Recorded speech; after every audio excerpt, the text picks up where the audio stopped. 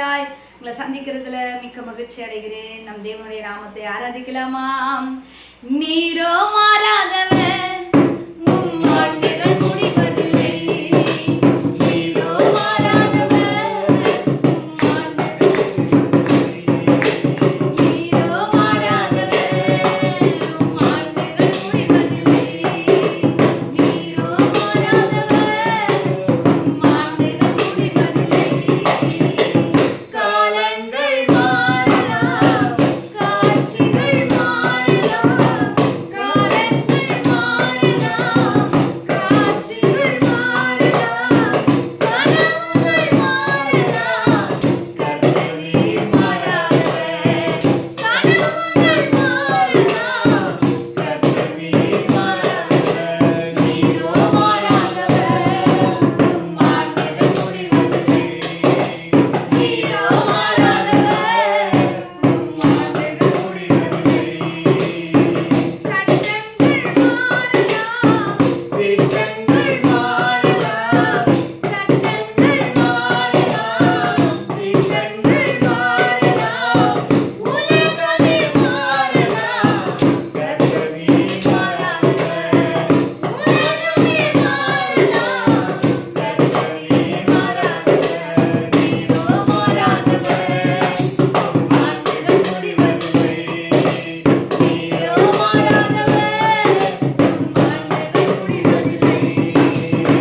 நண்பர்கள் மாறலாம், சொந்தங்கள் மாறலாம், நண்பர்கள் மாறலாம், சொந்தங்கள் மாறலாம், நம்பினார் மாறலாம், கர்த்தர் நீர் மாறாதவர்.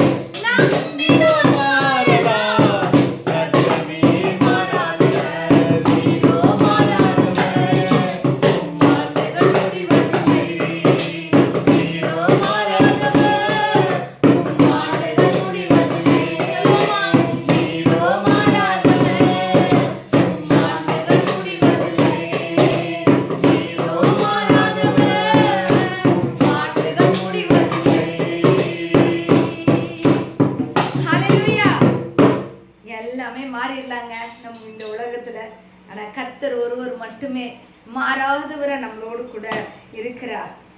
இந்த நாளில அவங்களோடு கர்த்தர் இடைப்படணும்னு சொல்லி, பரிசுத்த ஆவியானவர் இடைப்படணும்னு சொல்லி நான் ஜெபிக்கிறேன், துதிக்கிறேன் தேவனை, தேவனுடைய நாமத்தை மகிமைப்படுத்துகிறேன்.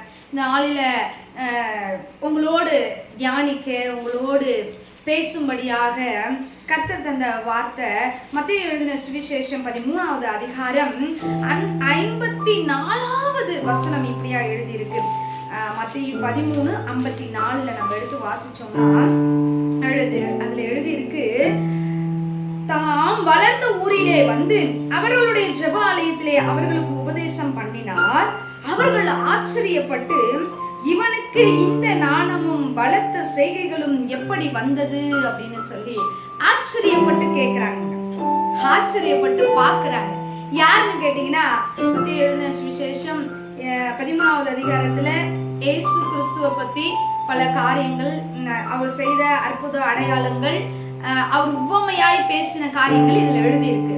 அதுல இதெல்லாம் செய்து பேசி முடிச்சுட்டு கடைசியா ஒரு காரியத்தை செய்யறாரு. என்னன்னு பாத்தீங்கன்னா, அவருடைய ஊருக்கு போறாரு, பிரசங்கிக்க போறாரு.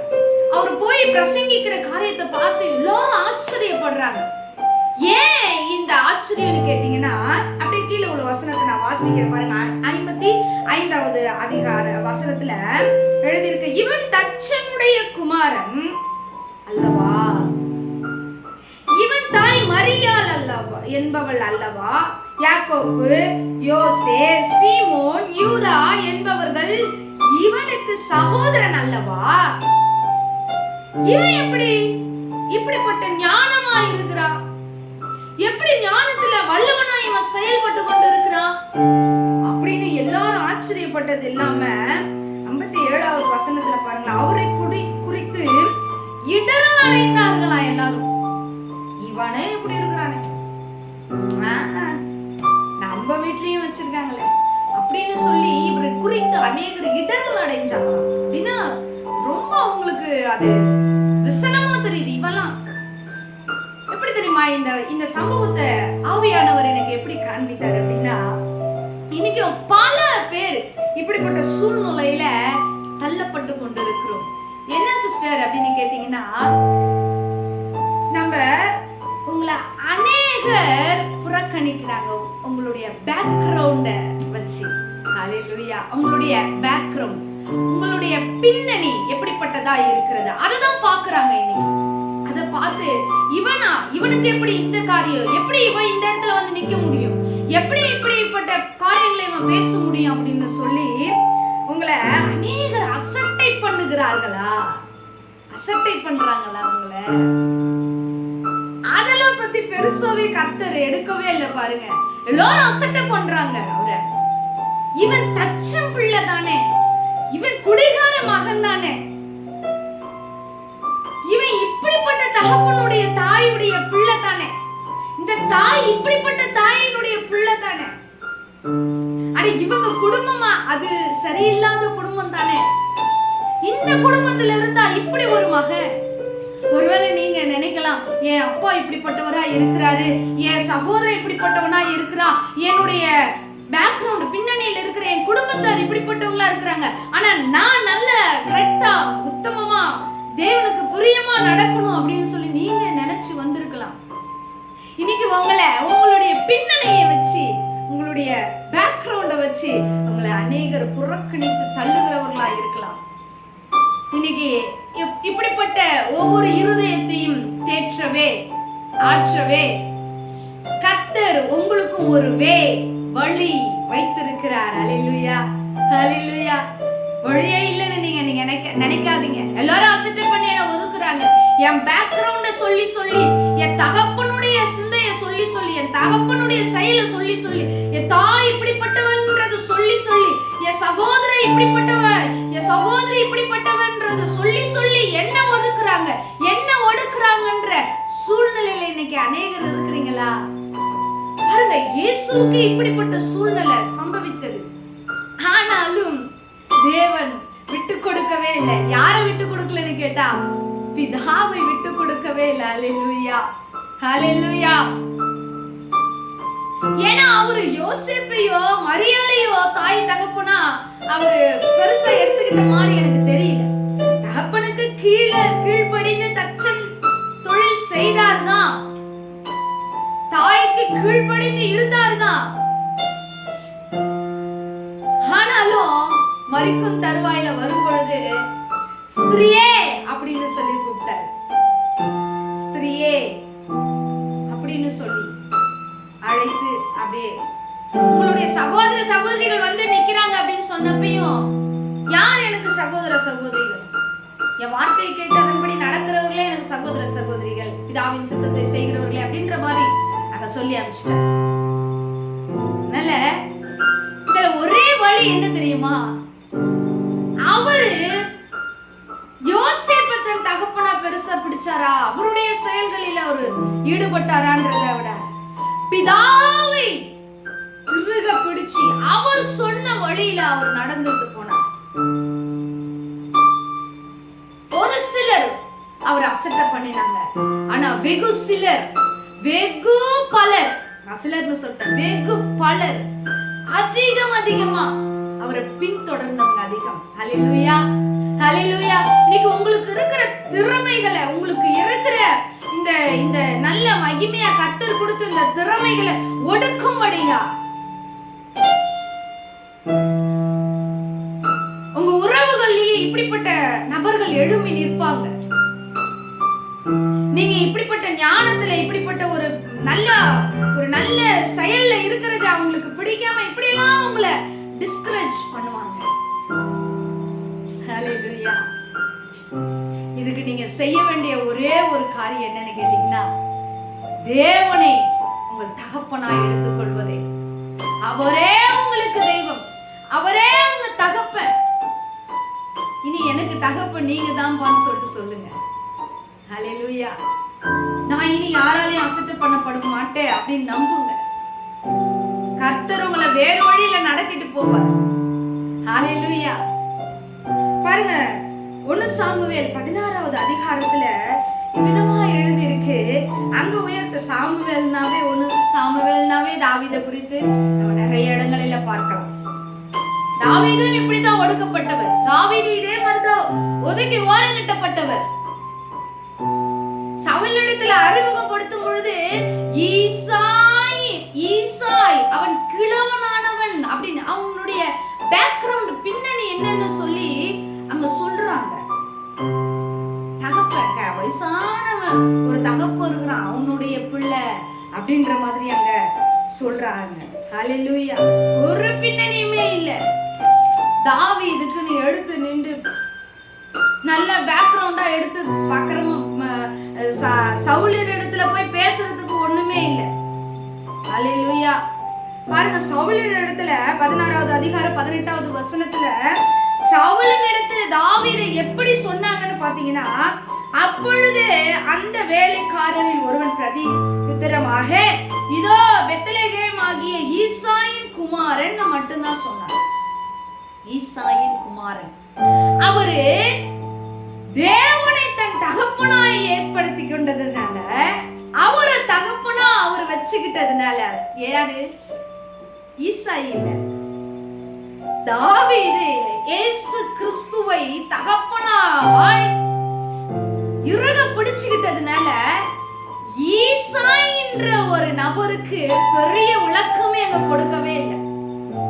ஈசாயின் குமாரன் சொல்லி அந்த குமாரனுக்கு ஒரு பேக்ரவுண்ட கர்த்தர் கொண்டு வந்து நிறுத்துறாரு. அல்லேலூயா. அல்ல நான் படிக்கிற பாருங்க, குமாரன் ஒருவனை, ஈசாயின் குமாரன் ஒருவனை கண்டிருக்கிறேன், அவன் வாசிப்பதில் தேறினவனா,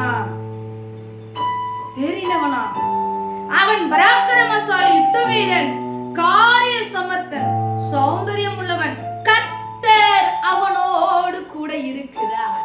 அல்லேலூயா. ஹல்லேலூயா. உங்களுக்கு நல்ல பேக்ரவுண்ட் வேணும்னா கர்த்தர் உங்களோடு கூட இருக்கணுங்க. ஹல்லேலூயா. ராஜாவின் இடத்துல அறிமுகம் பண்ணணும். நீங்க நல்ல பெரிய இடத்துல போய் நிற்கணும். அதுக்கு இவங்களுடைய சப்போர்ட், அவங்களுடைய சப்போர்ட், காலேஜ்ல இந்த சீட்டு கிடைக்கணும், அதுக்கு இவங்களை கூட்டிட்டு போய் நிக்கலாமா, அவங்கள கூட ஸ்கூல்ல இப்படி இந்த ஸ்கூல்ல இடம் கிடைக்கணும், இவங்க கிட்டயா அவங்க கிட்டயா ஓடாதீங்க. ஈசாயின் குமாரன், அவ்வளவுதான். ஈசாய்க்கு எந்த ஒரு அடையாளத்தையும் கர்த்தர் அங்க ஏற்படுத்தி கொடுக்கல.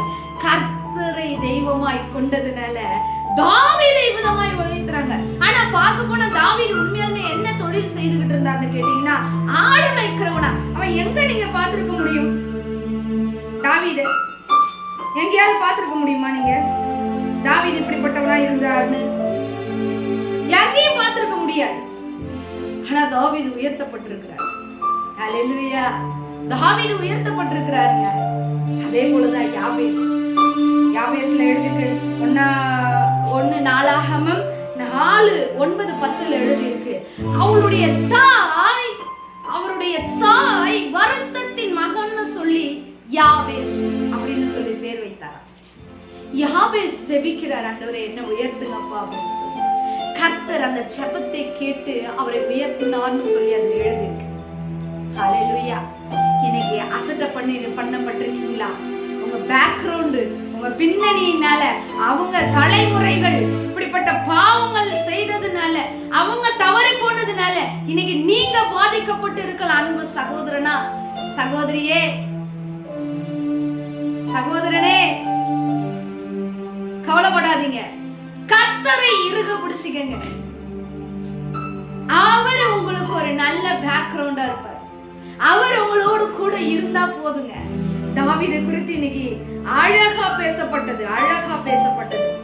18வது வசனத்தை மறக்கவே மறக்காதீங்க. அவர் தேறினவன், வாசிப்பதில் தேறினவன், அவன் பராக்கிரமசாலி. யார் பார்த்ததுங்க? காட்டுல ஆடு மேய்ச்சிக்கிட்டு இருக்காங்க. அவன் பராக்கிரமசாலின்னு யார் பார்த்தது? ஏதோ காட்டுல வாசிச்சுக்கிட்டு இருக்கிறான். இவன் அரண்மனையில வேலை செய்யறான். பார்க்க போனா சகோதரர்கள் தான் போய் சொல்லி இருக்கணும், என் தம்பி வாசிப்பதுல தேறினவன், பராக்கிரமசாலி, யுத்த வீரன், காரிய சமர்த்தன் அப்படின்னு அவங்க சகோதரர்கள் சொல்லியிருந்தா கூட பரவாயில்ல. ஏதோ ஒரு மனுஷன் வேலைக்காரன் அவன் போய் சொல்றான், தாவீதோடு கர்த்தர் இருக்கிறார்னு சொல்லி. ஹalleluya, ஹalleluya. கர்த்தரை இறுக பிடிச்சுக்கங்க, கர்த்தரை இறுக பிடிச்சு நடத்துங்க, நடங்க, பழகிக்குங்க. கர்த்தர் உங்களுக்கு ஒரு அறிமுகம், உங்களை ஒரு ஒரு மிகப்பெரிய ஒரு அறிமுகத்துல கொண்டு போய் நிறுத்துவார். ஹalleluya. 4 பேர் உங்களை அறிமுகப்படுத்த, நீங்க போய் நின்று எங்கேயோ அறிமுகம் உங்களை படுத்திக்கணும்ன்றதே இல்லைங்க. கர்த்தரை நீங்க பின்னணியா நீங்க வச்சிட்டீங்க அப்படின்னா, எனக்கு பின்னாடி எனக்கு பேக்ரவுண்டு இயேசு கிறிஸ்து ஒருவரே அப்படின்னு சொல்லி நீங்க அவரை நீங்க பேக்ரவுண்டுக்கு நிறுத்திக்கிட்டீங்கன்னா, நீங்க யாருக்கிட்டையும் போய் உங்களை குறித்து அறிமுகப்படுத்தவே வேணும். யாபேஸ் தேவனை இறுக பிடிச்சுக்கிட்டாரு. யாபேசை குறித்து இன்னைக்கு யாபேஸ் அறிமுகப்படுத்த தேவை.